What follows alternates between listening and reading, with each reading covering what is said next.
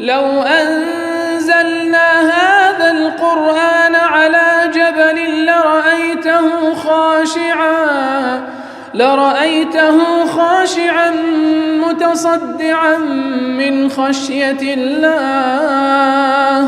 وتلك الأمثال نضربها للناس لعلهم يتفكرون.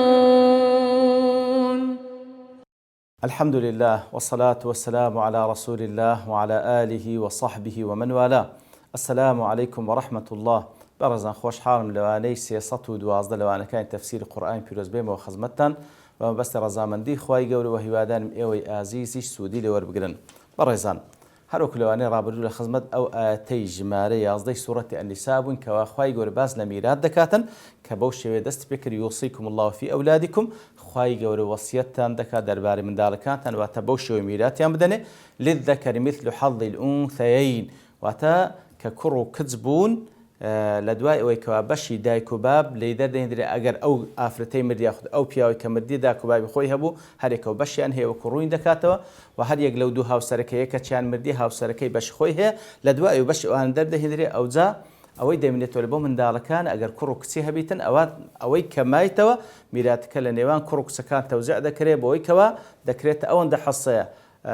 لە بۆ هەر کوڕێک دوو هەندەی کچەکەیە. مەسەن لە بۆ نمونە کوڕەچی هەیە لەگەڵ دوو کچان کەواتە ئەو بەشەی کەمایتەوە تەقسیم دوو دەکرێت، بەشێک لە بۆ کوڕەکەی بەشەکەی تریان لە بۆ دوو کچەکەی تەوزیعی دوو دەکرێتن. ئیتر بەو شێوەیە ئەدی ئەگەر بەس کچ بن فإن كن نساء فوق اثنتين، ئەگەر دوو کچ یاخود بەرەو سەرەوە یاخود نەسی ئات کرد فإن كن نساء ئەگەر بەس ئافرەت بن فوق اثنتين لە سەرووی دوو کچ فلهن ثلثا ما ترك، ئەوە لە بۆیان هەیە دوو لە سەر سێی میراتەکە، دوو لە سەر سێی میراتەکە واتە یعنی وەکو گوتمان پاشەوەی بەشی دایک و باب و بەشی هاوسەرەکەی لێ دەردەهێنرێ ئەوان کە لە بۆ کچەکان تەوزیع دەکرێتن. چەند تەوزیع دەکرێت؟ هەمووی نەخێر هەمووی نا، بەڵکو دوو لە سەر سێی، یعنی لەو فەرزنا 3000 دینار مابووە 2000 دینار لە بۆ ئەو کچانەیە لە بینیان تەوزیع دەکرێتن بە عەدالەت بەوەی کەوا هەرێکە و تەوزیع دەکرێت بالتەساوی هەندی یەک وەردەگرن. وتمان دوو کچیش هەر بە هەماشەوە، یعنی کەواتە سێ کچ بەرەو سەرەوە هەرچەند دیبی هەر دوو لە سەر سێی میراتیان بەردەکەوی، دوو کچیش بن هەر بە هەمان شێوە دوو لە سەر سێیان بەبەردەکەویتن. ئەوە لەبەرەوەی بە بەڵگەی ئاەت هەر لێرەوە کوزانیان کە باسی دەکەن لە بۆ نمونە لە ئاەتی ئەخیر سوورەتی ئەنیسا کەوا باز لە دوو خوشک دەکا، دوو خوشک دەفەرمی ئەگەر یەک خوشک بی ئەوە مەسەن کەسێک مردیە داک و بابی نییە و هەروەها منداڵیشی نییە لەوێن دەرکە زیات ڕووین دەکەن و ئینشاڵڵا دوو خوشتی لە پاش بەجیم ئەگەر یەک خوشک بی نیوەی میراتەکە لەبوو، ئەگەر دوو خوشک بی ئەوە دوو لە سەر سێی میراتەکە لەبەوەن. لێرەش بە هەمان شێوە قیاس دەکرێت لە سەرەوی مادام دوو خوشک دوو لە سەر سێ دەبن لێرەش دوو کچیش عینی دوو لە سەر سێی میرات دەبن، ئەگەر زیاتریش بی عینی دوو لە سەر سێ دەبن بە بەڵگەی فەرمودەی پێغەمبەری صلی الله عليه وسلم وەکو لەو حەدیثە صەحیحە داتێکە ئیمام ترمذی و ئەبوو داود و ئیبن ماجە دەجێڕنەوە لە جابری کوڕی عەبدوڵڵاه خوای گەورە لێیان ڕازیبی دەفەرمی ئافرەتێک هات کەوا خێزانی سعدی کوڕی ڕەبیع بوو خوای گەورە لێ ڕازیبی، دوو کچی لەگە خۆی هینابوو، ئەو دوو کچەی کەوا لە سعدی کوڕ ڕەبیع هەبوو فەرمووی یا رەسوول الله هاتانی ابنتا سعد بن الرەبیع، یا رەسوول الله ئەوانە دوو کچی سعدی کوڕ ڕەبیعن قوتیل ئەبوهما معکە یەومە ئوحود شەهیدە، بابی ئەوانە واتە سعدی کوڕی ڕەبیع لە ڕۆژی ئوحود لەگەڵ بەڕێزت بوو شەهید بوو وإن عمهما أخذ جميع ما ترك أبوهما، بەڵام بابیان هەموو میراتەکەی کە لە بابیان لە بۆیان بەجیما مامیان هاتی هەمووی بردیە فلم يدع لهما مالا، هیچ ماڵش لە بۆیان بەجێ نەهێشتە ولا تنكحان إلا ولهما مال، ئیتر ئەوانش کەس ناخوازی مەگەر ماڵێکیان نەبی لە ڕوایەتێک وإن المرأة لا تنكح إلا على مالها، ئیتر هیچ کەسێک ئامادە نیە ئەو کچە بخوازی ئەگەر ماڵێکی نەبی. فقال رسول الله صلى الله عليه وسلم يقضي الله في ذلك، فرموي خوا حكم دكا لو بينه. قال ونزلت سورة النساء تر أو آتان سورة النساء دابز يوصيكم الله في أولادكم ياخذ فنزلت آية الميراث أو آتي كخوا يقول ميراث توزع دكا دابزان دفن بيغمبر صلى الله عليه وسلم ناردية دويان ناردية دو مامي أو دو كسي فرموي اعطي ابنتي سعد الثلثين، فرموي دوو لە سەر سێی میراتەکەی سعد بدە دوو کچەکەی و ئیعطی ئومەهما ئەثومن، دایکیشیان هەشت لە سەریەکی بدێ وما بقي فهو لك ئەوەی ماوە لە بۆ تووە ئەوەی ماوە لە بۆ تووە کەواتە بەو شێوەیە ئەوەش بەڵگەیە لەسەرەوەی کەوا دوو کچیش هەر عینی دوو لە سەرسەی میرات دەبن زۆر لێدا لەوانی پرسارێک بێتە پێش طبعا لپاشە دەفەرمێ فإن كن نساء فوق اثنتين فلهن ثلثا ما ترك وإن كانت واحدة فلها النصف ئەدەگەر یەک کچی لە پاش بەجیمە نیوەی میراتەکە ئیویە نیوەی میراتەکە ئیویە جا لێرەدا لەوانەیە پرسارێک بێتە پێش بڕێن ئێستاوە زانیمان کوڕ و کچ میراتەکەی هەموو دەبن ئیتر لە نێوانیان تەوزیع دەکرێت ئەدی ئەگەر بەس کچ بن گوتمان دوو لە سەرسەیان دێت ئەدەگەر یەک کچ بی نیوە ئەدی ئەوان کەچی لێ دێ ئەوان کە دەدرێتە وەکو لە حەدیثی پێغەمبەر داهاتی صلی الله علیه وسلم کەوە نزیکترین عەسەبە کەواتە نزیکترین پیاو لەو مردێکەوە بەجیمایە لە بۆ وی دەبیتن بە هەر حاڵ دوو کەس بوون و دوو بەرەو سەرەوە ئەوە دوو لە سەرسەی ماڵەکە دەبن ئەگەر یەک بوو نیوەی دەبا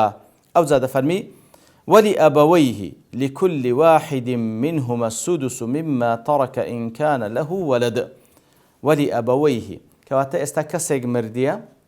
دایک و بابی هەیە ئەو کەسە منداڵی خۆشی هەیە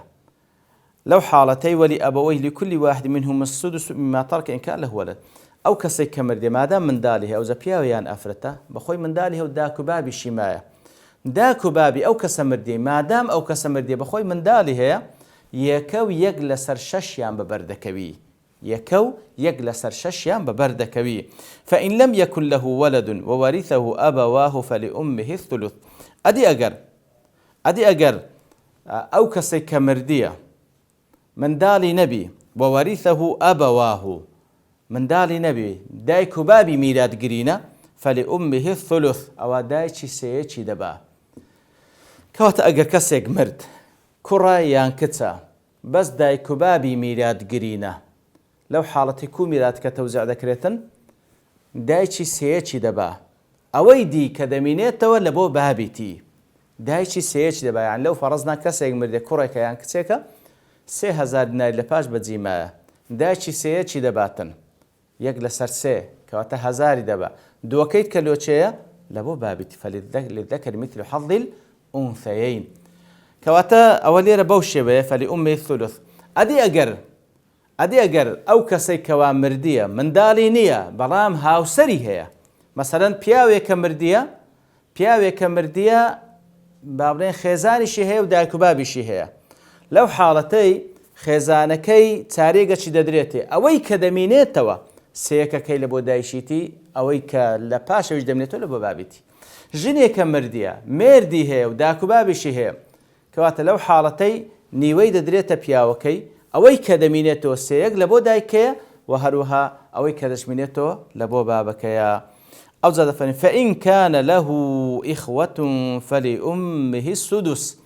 ئەدێگەر ئەو کەسە کاتێک کەوا مردیە دایک و بابی هەیە بەڵام منداڵی نییە بەڵام ئیخوەی هەیە واتە برای هەیە یا خوشتی هەیە ئیخوە بەجەمع کەواتە لە دوو بەرەو سەرەوە برای هەیە یان خوشتی هەیە لەو حاڵەتەی دایکی بەشەکەیوی لە سێیەکەوە دەبیتە شەشیەک ئەوەی کە دەبینێتەوە دەدرێتە بابی لەبەرچی لەبەرەوەی کاتێکەوە ئەوەی کە مردیە خوشک و برای هەیە مەسئولیەتی بابی قورستر دەبیتن مەسئولیەتی بابی قورستر لۆیە شەرع لە بەشی دایکەی کەم کردەوە لە سێیەک کردێ شەشیەک ئەوەی کە دەبینێتەوە لە بۆ بابەکەیە من بعد وصية يوصي بها أو دين ئەو جا دەفەرمیتن ئەو تەوزیعاتە کە بەو شێوەی دەکرێتن لە دوای ئەوەی کەوا کەسێک کە مردیە من بعد وصية يوصي بها أو دين لە دوای ئەوەی کەوا چ وەسیەتێکی کردیە ئەو وەسیەتەی جێبەجێ دەکرێت کە عادەتەن وا سونەتە کە کەسێک لەسرە مەرگە بەشێک لە ماڵەکەی بکاتە وەسیەت واتە بکاتە خێر لە بۆ کەسێک بی غەیری میراتگرەکانی خۆی هەتا چەندی لە بۆی هەیە لە بۆی هەیە سێیەکی ماڵەکەی بکاتە خێر بەڵام ئەگەر چارەیەکیش بی ئاعتیادیە وەکو ئیبن عەباس دەفەرمێت ئەگەر پێنجەیەکیش بی باشترە واتە کەمتری بکاتە خێر تاوەکو میراتگرەکانی خۆی بێبەش نەکە ئیتر یەکەم جار لە میراتەکەی ئەگەر مەسەلەن وەکو زانان دەفەرمون ئەوەی کە لە مەسروفی ئەو مردیەی سەرف کرایە لە مەسروفی ئەو مردیەی سەرف کرا بۆ کفن و دفنکردنی با لە میراتەکەی دەربهێنرێ ئەو وەسیەتەی کە کردیتی با لێی دەربهێنرێ ئەو دەین یاخود قەرزێکی لەسەر ئەویشی لێ دەربهێنرێ ئەوجا ئەوەی دەمێنێتەوە دەکرێتە میرات. آباؤكم وأبناؤكم لا تدرون أيهم أقرب لكم نفعا. باب و باپیرانتان یاخود دایک و بابتان و داپیر و باپیرتان وأبناؤكم من داڵەکانتان لا تدرون أيهم أقرب لكم نفعا. ئەنگۆ نازان کامیان لە بۆنگۆ نەفعی زیاترە تاوەکو زیاتر بدەن، بەڵام خوا دەزانی بۆ شەوەی تەوزیع کردێ. چونکە ئەگەر بە عاتفەی ئینسان بی لەوانەیە یەکەچیان زیاتر دەداتەوەیتکان بێجگە لەو شێوەی کەوا خوای گەورە تەوزیع کردێ سبحانه وتعالى. بەڵام خوای گەورە دەفەرمێ ئەنگۆ نازان کامیان لە بۆنگۆ لە کامیان نەفعی زیاترە. فعلا یان شتێکی نسبیە. جاری وا هەیە باب باشترە لە کوڕی خۆت، جاری واشەیە کوڕەکەت بە سوودترە لە بۆ بابت. ئیتر ئەوە نسبیە، لە کەسێک لە بۆ کەسێک دەگۆڕێ، خوا دەزانی کووە. ئیتر بەو شێوەیە خوا داینایە ئەوها تەوزیع بکەن. فريضة من الله، تأكيد لسر دەکات وسان ئەوە فەرزێکە لەلایەن خوای گەورەوە، ئەوە فەرزێکە لەلایەن خوای گەورەوە سبحانه وتعالى. واتە ناکرێ ئەنگۆ بەو شێوەی میرات تەوزیع نەکەن. بەڕاستی کەسانێکی زۆر جارە تووشی ئیشکال بووە لەسەرەوەی کەوە دەڵێن ئەمن بە قانون دەکەم بە شەرع ناکەم. قەزێکی زۆر خەتەر. ئەگەر اعتقادی وابی کەوا قانون هاوشانی شەرع ئەو هەر پێ کافر دەبێت. ئەگەر لەبەر مەسلحەتێکی وا بکاتن ئەوە گوناحێکی گەورەی کردیە. ئیتر ئەوە فەرزە لەلایەن خوای گەورەوە بەو شێوەی تەوزیع میرات بکەیت. واتە لە بۆمان نییە ئەمە تەجاوز بکەن. ئەگەر خۆمە بە مسلمان دەزانین إن الله كان عليما حكيما، بەبێ گومان خوای گەورە سبحانه وتعالى ئەوجا لێرەدا کانەی تامەیە. معناوە نییە کەوە تعبیر لە زەمانی ماضی بکە پێشتری علیم و حەکیم بکە. نا، کانە لێرە کانەی تامەی پێدەگوترێت لەبەرەوەی کەوە تحقیقی ئەو وەسفە لە بۆ ئەو زاتە خوای گەورە بە تحقیق و بە تەئکید علیمە و حەکیمە، ئاگادارە بە هەموو شتێک لێ ئەو های تەوزیع و حەکیمیشە لێ لە بۆ هەر کەسێک ئەو بەشەی دیاری کردێکەوە پێویستی پێ بکەن. ئەوجا وەکو زانایان دەفەرمون با بڵێن لە کورتەی ئەو ئاەتەی دفرمي نصيب الأولاد إذا كانوا ذكورا وإنما يكون بعد أن يأخذ الأباء والأجداد والجدات وأحد الزوجين نصيبتهم. كواتا أو بوشوي كواتا توزيع كرائي من دالكان باشوي كو غوتمان كسيق مردية أجر داكو بابي هبي أو باش كيدب أجر داكو باب نبدا بيرو بابيري هبي عيني بشيان هي هر يقلوان كهاوسري هي أوانا هوي بشي دياي كرائي خوان أو زدواي من دالكان بوشوي توزيع ذكر. فإن كان المتوفي أب وزوجة وأبناء وبنات استربون مونادله ئەگەر کەسێک مردیە لە دوای خۆی بابی بەجێهێشتێ و خێزانی بەجێهێشتێ و کوڕ و کچیشی بەجێهێشتێ فإن القسمة للذكر مثل حظ الأنثيين تكون بعد أخذ الأب والزوجة نصيبهما. كواتا کەسێک مردێ بابی بما بەشی بابی پێویستە